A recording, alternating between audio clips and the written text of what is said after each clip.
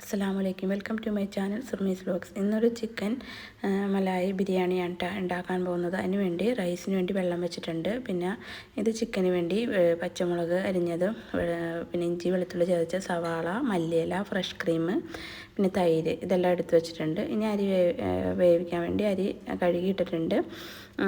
പിന്നെ ചിക്കനും കഴുകി വൃത്തിയാക്കി വെച്ചിട്ടുണ്ട് വെള്ളം പോകാൻ വേണ്ടി. അപ്പോൾ ഇനി ഇതിനുള്ള മസാല റെഡിയാക്കാം. അരിഞ്ഞു വെച്ചിരിക്കുന്ന പച്ചമുളക് ഇട്ട് കൊടുക്കുക, പിന്നെ ഇഞ്ചി വെളുത്തുള്ളി ചതച്ചത്, പിന്നെ മല്ലിയില അരിഞ്ഞത്. ഇതിന് ഒരുപാട് സ്പൈസസ് ഒന്നും വേണ്ട കേട്ടോ, അങ്ങനത്തെ ബിരിയാണിയാണ്. അപ്പോൾ പച്ചമുളകാണ് എരിവിന്, കുരുമുളക് പൊടിയാണ് ചേർക്കുന്നത്. പിന്നെ തൈര് ചേർക്കുന്നുണ്ട്, ഫ്രഷ് ക്രീം ഒഴിച്ചു കൊടുക്കുന്നുണ്ട്.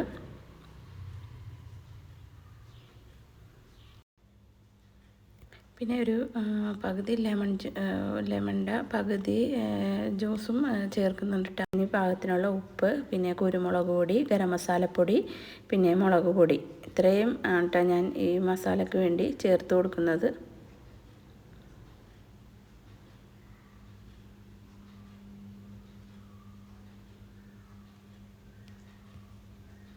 ഒരുപാട് സ്പൈസി അല്ല ഈ ബിരിയാണി, പക്ഷേ നല്ല ടേസ്റ്റുമാണെന്നാ. മുളക് പൊടി ചേർക്കാറില്ല ഞാൻ, ഒരു കളറിന് വേണ്ടി ഒരു സ്പൂൺ ഇട്ടെന്നുള്ളൂ. പിന്നെ ഉപ്പും കൂടി ചേർത്തിട്ട് കൈ കൊണ്ട് നന്നായിട്ട് തിരുമ്മിയിട്ട്, പിന്നെ കഴുകി വെച്ചിരിക്കുന്ന ചിക്കൻ അതിനകത്തേക്ക് വെച്ചിട്ട് മാരിനേഷൻ ചെയ്ത് മാറ്റി വെക്കാം.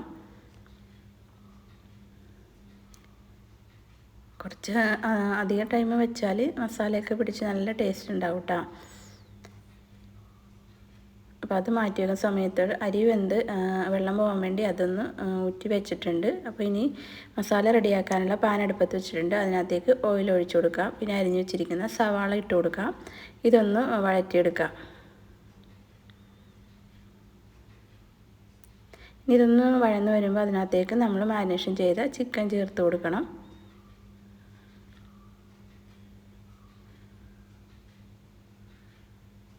ഇതെല്ലാം കൂടി നന്നായിട്ടൊന്ന് മിക്സ് ചെയ്തതിന് ശേഷം മൂടി വെച്ചിട്ട് ഇതൊന്ന് ചെറുതായിട്ടൊന്ന് വേവിച്ചെടുക്കാം.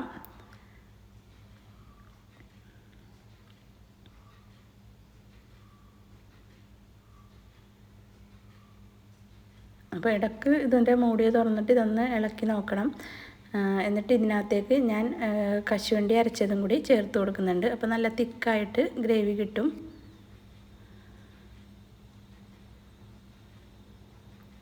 ഇനി ഇതിൽ ഞാൻ ചെയ്യുന്നത് ചെറിയൊരു ചാർക്കോൾ കത്തിച്ചിട്ട്, പിന്നെ നമ്മളിപ്പോൾ ഇതിൽ സ്മോക്ക് ചെയ്യാൻ വേണ്ടി വെക്കുന്നുണ്ട്. അപ്പോൾ അതൊരു കത്തിച്ച് ഒരു ചെറിയൊരു തലയിൽ അതിൻ്റെ മേളിൽ വെച്ചിട്ട് ഇത്തിരി ഓയിലും കൂടി ഒഴിച്ചെടുക്കുമ്പോൾ നല്ല പുക ഇങ്ങനെ കിട്ടും. അപ്പോൾ അതൊന്ന് മൂടി വെച്ചാൽ നല്ല സ്മോക്കി ഫ്ലേവറും കൂടി ആവും കേട്ടോ, ഈ ചിക്കൻ്റെ മസാലയ്ക്ക് വേണ്ടിയാണ്. അപ്പോൾ അതും അങ്ങനെ ചെയ്യുന്നുണ്ട്. അങ്ങനെ അത് പുകയൊക്കെ പോയതിന് ശേഷം പിന്നെ അത് മാറ്റാം. പിന്നെ ഇതൊന്ന് വെള്ളമൊക്കെ നന്നായിട്ട് നല്ല വറ്റി നല്ല കുറുകിയൊക്കെ വരാൻ വേണ്ടി വെയിറ്റ് ചെയ്യുക. അപ്പോൾ അങ്ങനെ വന്നിട്ടുണ്ട്. പിന്നെ ഞാൻ അതിനകത്തേക്ക് വേവിച്ച് വെച്ചിരിക്കുന്ന അരിയാണ് ഇട്ട് കൊടുക്കുന്നത്. പിന്നെ ചിക്കൻ ബിരിയാണി നമ്മൾ ദം ചെയ്യണ പോലെ തന്നെയാണ് ചെയ്യുന്നത്. പിന്നെ സവാള വറുത്തത്, നെയ്യിൽ വറുത്ത സവാള ചേർത്ത് കൊടുക്കാം. പിന്നെ കശുവണ്ടി മുന്തിരിയൊന്നും മക്കൾക്ക് ഇഷ്ടമല്ല, അപ്പോൾ അതുകൊണ്ട് ഞാൻ അതൊന്നും ഇട്ട് കൊടുക്കുന്നില്ല.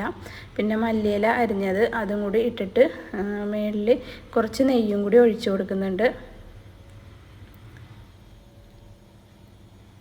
പിന്നെ ഫോയിലും കൂടി വെച്ചിട്ട് ഇതൊന്ന് ഒരു 5-10 മിനിറ്റ് നമുക്ക് ദം ചെയ്തെടുക്കാം.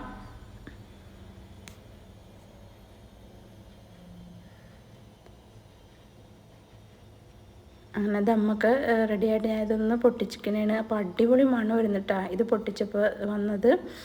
അപ്പോൾ ഇതൊന്ന് നന്നായിട്ടൊന്ന് മിക്സ് ചെയ്തെടുക്കാം, ഈ മസാലയും റൈസൊക്കെ കൂടിയിട്ട്. എന്നിട്ട് പിന്നെ ഒരു സെർവിങ് പ്ലേറ്റിലേക്ക് സെർവ് ചെയ്ത് എടുത്തിട്ടുണ്ട്. അപ്പോൾ അടിപൊളി ബിരിയാണിയാണ്, മലായി ചിക്കൻ ബിരിയാണി. ഇതെല്ലാവരും ഇത് ട്രൈ ചെയ്തിട്ട് ഫീഡ്ബാക്ക് കമൻറ്റിലൂടെ അറിയിക്കുക.